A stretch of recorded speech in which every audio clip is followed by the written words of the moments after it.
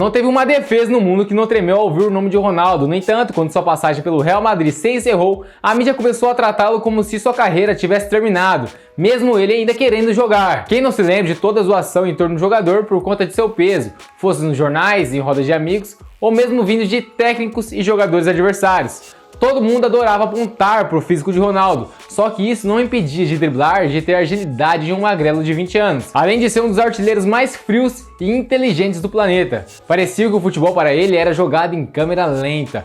Todo defensor sabia que no X1 tinha poucas chances de sair vencedor, e quando parecia que ele não era mais capaz de fazer isso, que a idade, as lesões e o peso o haviam vencido, ele retornou para o Brasil uma última campanha pelo Corinthians, calando a boca dos críticos e provando que a forma é temporária, mas a classe é eterna. Quando o mundo decidiu que era a hora de Ronaldo se aposentar, ele provou que ainda não havia acabado. Essa é a história de Ronaldo, o fenômeno. Meu nome é João Oliveira, já clica no botão de gostei, se inscreva no canal e sem mais enrolação, bora pro vídeo. Se as pessoas soubessem o que aconteceu nos bastidores da carreira de Ronaldo, ficariam enojadas. Quando ele saiu do Real Madrid, toda a imprensa espanhola o chamava de El Gordo, e sua curta passagem pelo Milan também não ajudou a apagar essa imagem, já que quando chegou ao clube ele pesava mais de 100 quilos. O técnico da época, Carlo Ancelotti, chegou a duvidar da capacidade física do jogador para entrar em campo, ao que Ronaldo respondeu que não podia correr, mas podia fazer gols.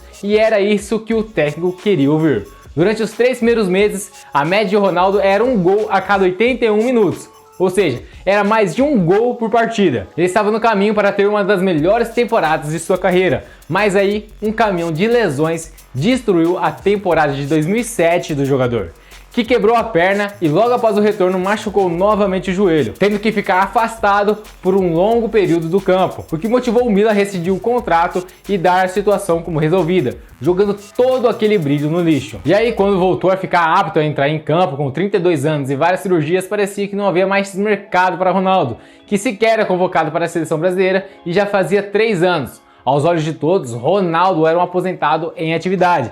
E aí, ele resolveu vir para cá, vir para o Brasil. Em setembro de 2008, a mídia carioca conseguiu registrar algo que nem eles mesmos acreditavam. Ronaldo treinando no CT do Flamengo. Parecia um sonho realizado para os torcedores e para o próprio jogador, que torcia para o clube na infância. Com isso, o acerto entre Ronaldo e Flamengo parecia certo, mas com receio de que ele não se recuperasse, a diretoria flamenguista começou a adiar as negociações, fazendo isso sucessivas vezes, deixando o Ronaldo sem resposta e cada vez mais chateado. Até que um dia o Corinthians ligou para ele e Ronaldo disse sim, viajando de prontidão para São Paulo para negociar com o clube. Os flamenguistas, compreensivelmente, ficaram irados com a diretoria por ter deixado o negócio escapar, mas essa nem era a maior questão envolvendo o Ronaldo, porque naquele momento o Corinthians havia acabado de retornar da Série B e em tese eles não deviam ter dinheiro para contratar o jogador. Então como diabos eles conseguiram? Quando a notícia chegou à mídia, nem mesmo o presidente do Corinthians acreditou, já que havia sido pego de surpresa pela notícia de que Ronaldo havia aceitado negociar. E não pense que ele ficou feliz, pelo contrário, já que naquele ponto o Timão não tinha dinheiro nem para pagar as contas de água do CT, se não bastasse ter acabado de retornar da Série B, o que impacta em muitas contas de qualquer clube, por conta das cotas de TV e queda nos patrocínios. O Corinthians também havia se envolvido em um grande escândalo financeiro que chegou a envolver até mesmo a máfia Rússia. 4 anos antes, em 2005, o empresário Renato Duprat apresentou ao clube a proposta do patrocínio Master da MSI, e mesmo com o histórico bem questionável de Duprat, conhecido por levar a Unicor, gigante do ramo de planos de saúde, à falência, o Corinthians aceitou a proposta sem pensar 2 vezes, fazendo 2 contratações massivas logo em seguida, Tevez e Mascherano. Elas até valeram a pena porque levaram o clube à conquista do Brasileirão de 2005, mas no ano seguinte a MSI começou a ser investigada pela polícia, o que fez com que os cofres secassem e a grana do patrocínio parasse de chegar. Com isso, cada vez mais sujeira apareceu, lavagem de dinheiro, evasão fiscal e extorsão. E com o tempo se revelou que Duprat e MSI estavam envolvidos em um esquema de lavagem de dinheiro com um dos líderes da máfia Rússia, e que o Corinthians havia se tornado um dos receptáculos desse dinheiro. Do dia para a noite, toda aquela parceria foi desmantelada e todos os envolvidos deixaram o país, inclusive o próprio presidente do Corinthians, que renunciou ao cargo também. Por isso não é surpresa que o novo presidente André Sanches considerasse impossível assinarem com Ronaldo,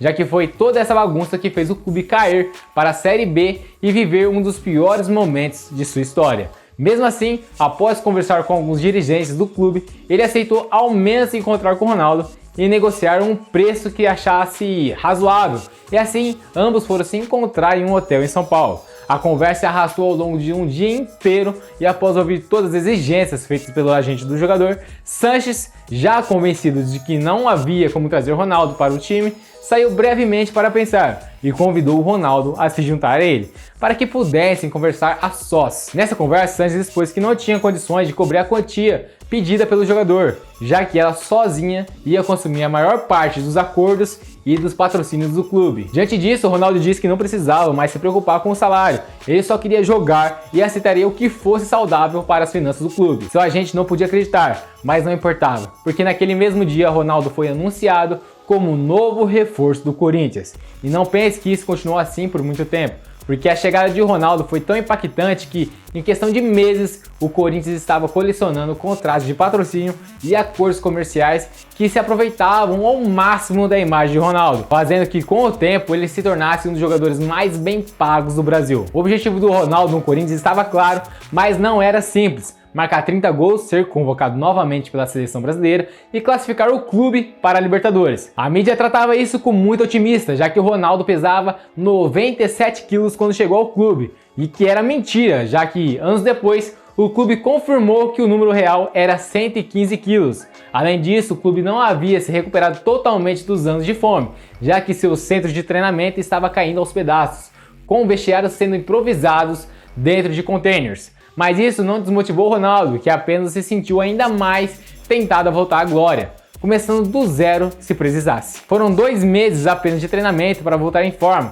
e ainda assim toda a mídia encontrava uma forma de zoar o jogador, postando fotos do seu físico e divulgando vídeos de onde não aguentava correr ou perdia o fôlego no meio de uma jogada, o que apenas alimentou ainda mais a zoação dos adversários, que não esperavam que Ronaldo voltaria tão bem a campo. Foram 8 gols em apenas seus 10 primeiros jogos, e foi na semifinal do Campeonato Paulista de 2009 que as coisas realmente ficaram sérias. Após quase ser expulso por uma falta contra o São Paulo, Ronaldo despertou a ira de Leco, na época vice-presidente do clube, o que chamou de aposentado. Isso alimentou a motivação de Ronaldo por uma semana inteira, que no jogo seguinte esteve envolvido em ambos os gols do Corinthians, classificando o clube para a final e na entrevista pós-jogo, devolvendo a provocação chamando o Leco de idiota. Encontrando o Santos de Neymar na final, Ronaldo novamente foi decisivo, marcando 2 dos 3 gols do primeiro jogo, o que acabariam sendo decisivos, levando o primeiro título do Corinthians na elite do futebol em 4 anos. Com essa campanha no estadual, Ronaldo voltou a ser chamado de fenômeno lá fora, mas aqui no Brasil ainda não era suficiente, já que o jogador sabia que o tempo para retornar à seleção brasileira estava contado. Dunga não parecia convencido de que Ronaldo podia voltar a jogar em alto nível, e para provar isso, o foco passou a ser a Copa do Brasil, que era a passagem mais fácil para a Libertadores. Em uma campanha histórica, Ronaldo conduziu o Corinthians até a final, marcando o gol contra o Internacional que daria o título ao clube. Tudo isso apenas 8 meses do último jogo da equipe na Série B. Com isso, o Corinthians estava garantido na Libertadores e faltava apenas os 30 gols, faltando 4 meses para o fim do ano e 17 já marcados. Parecia que seria fácil para Ronaldo atingir a marca, contudo, uma lesão na mão esquerda o tirou de campo pela maior parte do tempo, o fazendo encerrar 2009 com apenas 23 gols, mas muita vontade de voltar a campo em 2010. Com a chegada de Roberto Carlos ao Corinthians, parecia que o time estava preparado para dar o grande salto para a conquista da Libertadores. Mas então, tudo começou a dar errado. Logo no começo do ano, Ronaldo saiu de campo com uma lesão na panturrilha. E se isso não fosse suficiente, o time acabou sendo eliminado pelo Flamengo nas oitavas de final da Libertadores. E assim, todo o projeto de futebol do clube naquele ano foi por água abaixo. Para piorar, na mesma época, Dunga anunciou que não convocaria Ronaldo para a Copa da África do Sul, o que na prática significava que sua passagem pela seleção brasileira estava encerrada. E assim, o departamento médico do Corinthians resolveu tirá-lo de campo até o final daquele ano, temendo que ele poderia acabar se machucando mais por uma campanha que já havia sido perdida.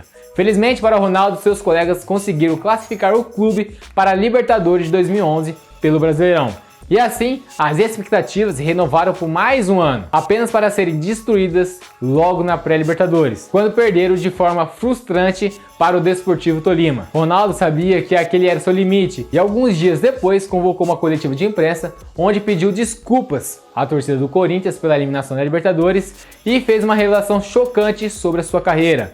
Enquanto estava no Milan, Ronaldo descobriu que estava sofrendo com uma doença que diminuía o metabolismo e era o responsável por sempre estar acima do peso. A única forma de tratamento era através de medicamentos que o fariam ser reprovados em exame de doping. E por isso Ronaldo decidiu que não iniciaria o tratamento jogando acima do peso se fosse necessário, mas que havia chegado o momento de parar de lutar, anunciando então que deixaria os campos e se aposentadoria.